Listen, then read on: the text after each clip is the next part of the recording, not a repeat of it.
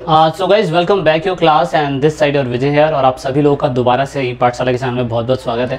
Chapter 7 हम लोग पढ़ रहे थे मिनरल्स एंड एनर्जी रिसोर्स के बारे में। ओके सो हमने वीडियो का पहला पार्ट पहले ही अपलोड करा हुआ है and now this is the second part and I hope आपने वीडियो का पहला पार्ट ज़रूर देखा होगा। तो वीडियो का पहला पार्ट ज़रूर जाके देखिएगा, जब भी आपको वीडियो का ये वाला पार्ट समझ में आएगा। सो अगर आप चैनल पे नए हैं तो टेलीग्राम पे ज़रूर जुड़िएगा, वहाँ पे हम आपके साथ नोट शेयर करते हैं।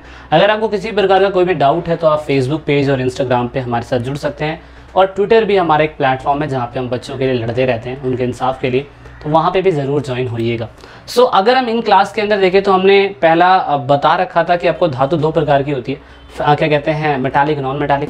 मेटालिक के अंदर भी हमने बताया था कि फेरस, नॉन फेरस होता है। फेरस के अंदर भी हमने बताया था कि किस टाइप का हमें मिनरल्स देखने को मिलता है। And now we are going to talk about the non ferrous. Non ferrous metal दो टाइप के होते हैं, लेकिन आपको ये याद रखना है कि ये वो मेटल होते हैं जिनके अंदर पूरी तरीके से क्या कहते हैं, फेरस मटेरियल, मतलब लोहे, जो लोहा धातु होता है ना, वो इनके अंदर पाया ही नहीं जाता है। देखो फेरस मेटल क्लियर है कि जिसमें लोहा मिलता है वो फेरस मेटल है, जिसमें लोहा नहीं मिलता है वो नॉन फेरस मेटल है।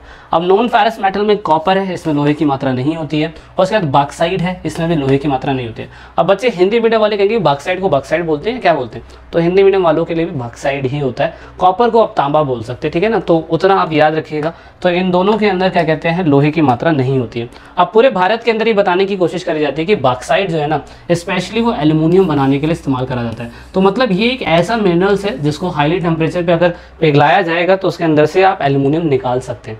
एल्यूमिनियम आपने देखा होगा आपके घर के अंदर कितनी जगह एल्यूमिनियम का इस्तेमाल होता है। अब यहाँ पे एल्यूमिनियम जो है कंस्ट्रक्शन के लिए, एयरक्राफ्ट के लिए, बर्तनों के लिए, बहुत से आइटम्स होते हैं, इलेक्ट्रॉनिक आइटम, उन सब के अंदर मिलता है। अब यहाँ पे उड़ीसा है जो लार्जेस्ट प्रोड्यूसर है पूरी तरीके से बॉक्साइट का। अगर आप देखें तो यहाँ पे मैंने ये दिखा रखा है, उड़ीसा के अंदर, ये उड़ीसा वाला प्लेस है, यहाँ पर ये उड़ीसा वाला प्लेस है, यहाँ पे सबसे ज़्यादा बॉक्साइट हमें देखने को मिलता है। हालांकि और भी जगह हो सकती है, मध्य प्रदेश है, उसके बाद छत्तीसगढ़ का हिस्सा भी है, लेकिन उड़ीसा में सबसे ज़्यादा हमें बॉक्साइट देखने को मिलता है। ये आपको पेपर में फिल करने के लिए मैप में आ सकता है। उसके बाद अगर कॉपर की बात करें तो कॉपर भी एक तरीके का मिनरल्स है जिसमें लोहे की मात्रा नहीं होती है।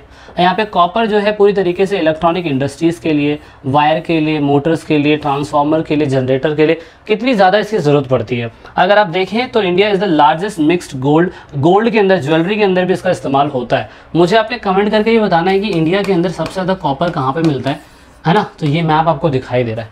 तो ये दोनों मेटल्स मैंने आपको बता दिए कि ये वो मेटल है जो पूरी तरीके से किसके लिए इस्तेमाल करे जाते हैं, नॉन फेरस मटेरियल के लिए।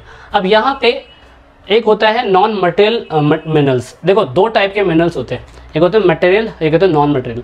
मटेरियल जैसे ठोस फॉर्म में हमें देखने को मिलता है, तो ठोस फॉर्म में जितना भी हमें मिनरल्स मिला, चाहे वो फेरस में हो, नॉन फेरस में हो।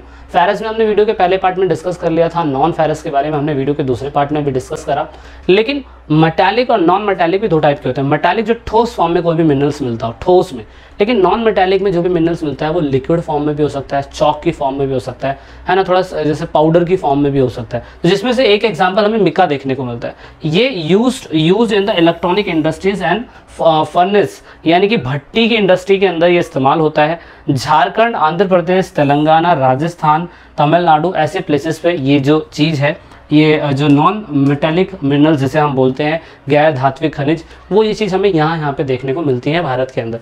उसके बाद एनर्जी के दो रिसोर्स होते हैं। एनर्जी लास्ट टॉपिक है आपकी क्लास का, बहुत छोटा चैप्टर है ये, कन्वेंशनल एनर्जी और नॉन कन्वेंशनल एनर्जी। अगर आप देखें तो कन्वेंशनल एनर्जी में commercial energy, non commercial energy, non conventional resource, energy resource में ये सारे आते हैं। सिंपल शब्दों में अगर मैं आपको बताने की करूं तो कन्वेंशनल रिसोर्स वो रिसोर्स होते हैं जिन्हें हम पारंपरिक स्रोत बोलते हैं, और हिंदी में नॉन कन्वेंशनल को अपारंपरिक स्रोत बोलते हैं।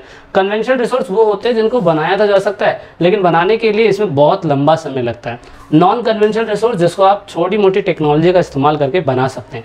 ऊर्जा के वो संसाधन है जिनको दोबारा क्रिएट किया जा सकता है, लेकिन उसकी भी कैटेगरी अलग अलग बताई गई है, और उसी लिए आप समझ सकते हैं कन्वेंशनल रिसोर्स जैसे कि वुड है, कोल है, पेट्रोलियम है, नेचुरल गैस है, आप खुद नहीं बना सकते, लेकिन बनाने के लिए समय लगता है। अब समय कितना भी लग सकता है, कोल को बनने में, पेट्रोल को बनने में लाखों साल लग जाते हैं, इसीलिए कन्वेंशनल रिसोर्स है, दोबारा बनने में इन्हें बहुत समय लगता है। नॉन कन्वेंशनल रिसोर्स के अंदर, अब कोल का एग्जाम्पल आपके इसमें बता रखा है कि कितने टाइप के कोल होते हैं, ठीक है।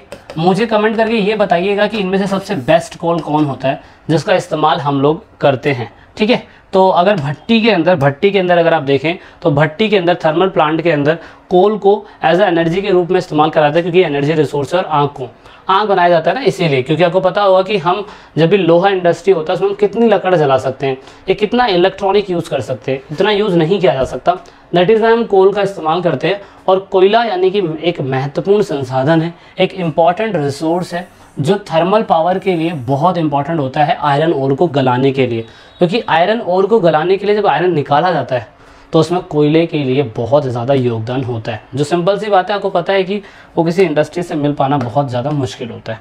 ठीक है, इतना आपने समझ लेना है। उसके बाद नॉन कन्वेंशनल एनर्जी, जिसका इस्तेमाल विंड है, सोलर पावर है, बायोमास है, ठीक है, हाइड्रल इलेक्ट्रिसिटी है, उसके बाद न्यूक्लियर एनर्जी प्लांट है, जियोथर्मल है। इन सब से हम लोग एनर्जी क्रिएट करते हैं, सबसे एनर्जी क्रिएट करी जाती है, सबसे इलेक्ट्रिसिटी क्रिएट करी जाती है। ये नॉन कन्वेंशनल है, गैर पारंपरिक, जिनको दोबारा बनाया जा सकता है। ठीक है, तो इतना आपने याद रखना है, बाकी चैप्टर के अंदर कुछ नहीं है। आई होप आपको समझ में आया होगा। So guys, this is it in this video and this is the last part of this chapter. We have finish this chapter. और वीडियो कैसी लगी ज़रूर बताइएगा। जल्दी ही मिलते हैं आप अगले चैप्टर में, वो बहुत इंटरेस्टिंग चैप्टर है। जय हिंद, जय भारत।